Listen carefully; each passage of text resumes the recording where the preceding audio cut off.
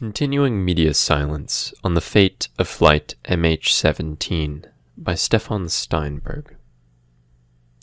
With a handful of exceptions, a shroud of silence has been drawn by the international media regarding the fate of Malaysian Airlines MH17, which crashed over Ukraine nearly 6 weeks ago.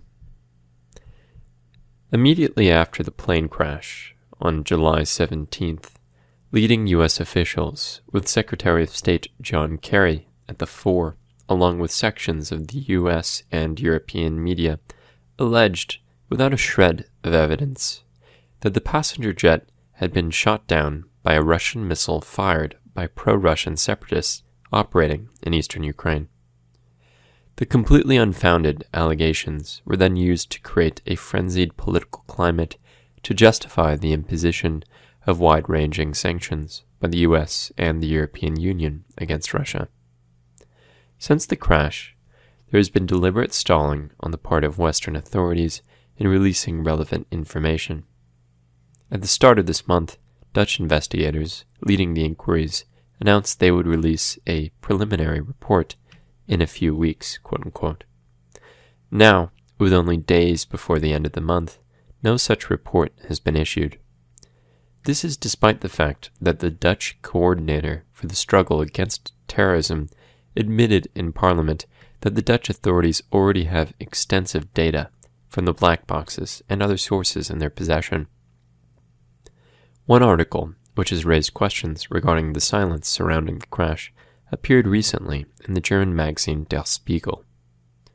The magazine has played a particularly vile role in the US-led propaganda campaign to blame Russia for the crash. On the cover of its July 28 edition, Der Spiegel featured photos of MH17 victims with the prominent red-lettered text, "Stop Putin Now."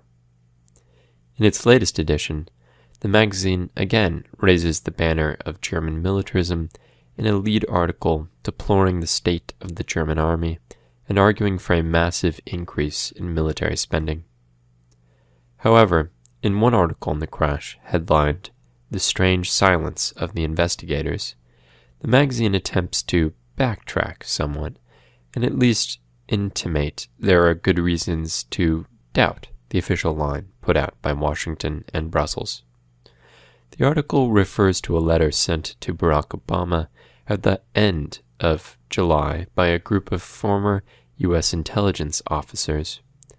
In their letter, the group known as VIPS accused Secretary of State Kerry of attempting to use the crash to blacken Russia, recalling other blatant provocations by the Obama administration, such as the claim that Syria was responsible for chemical weapons attacks.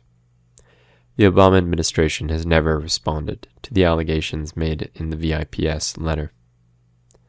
The Spiegel article then goes on to quote reports in the Malaysian newspaper New Straits Times, which charge Ukraine with responsibility for the crash, citing one journalist who writes, quote, "It is farcical that the country known for overseeing the world's most sophisticated and far-reaching surveillance capabilities has sunk to citing grainy YouTube videos to justify its policy decisions," end quote.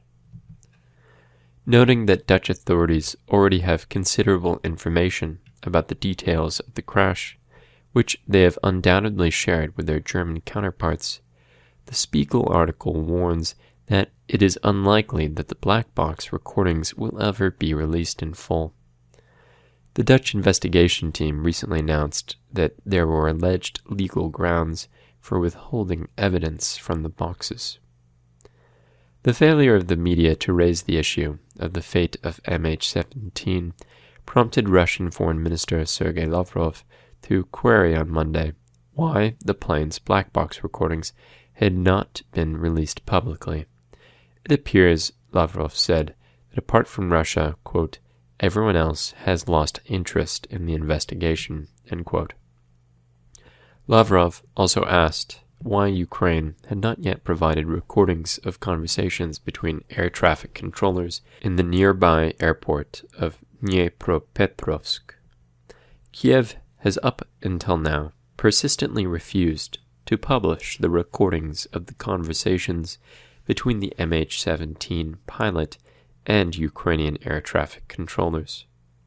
Lavrov noted that Russia had contacted the International Civil Aviation Organization, the United Nations Aviation Agency, and offered to provide its own information on the crash, but noted that, quote, so far there is nothing transparent to be seen there either, end quote.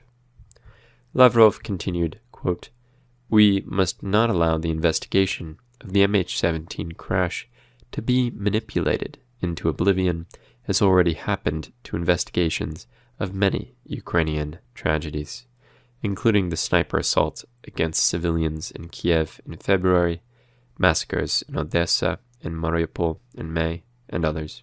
End quote.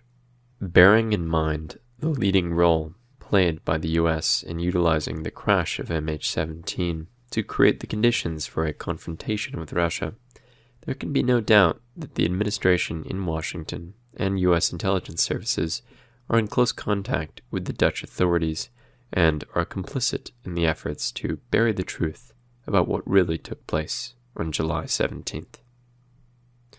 The author of this article also recommends 3 articles from the World Socialist website. The first, former U.S. intelligence personnel challenge Obama to present evidence of Russian complicity in MH17 crash, July 31st, 2014. The second, Malaysian press charges Ukraine government shot down MH17, published the 9th of August, 2014. And the third, why have the media and Obama administration gone silent on MH17, published August 18th, 2014.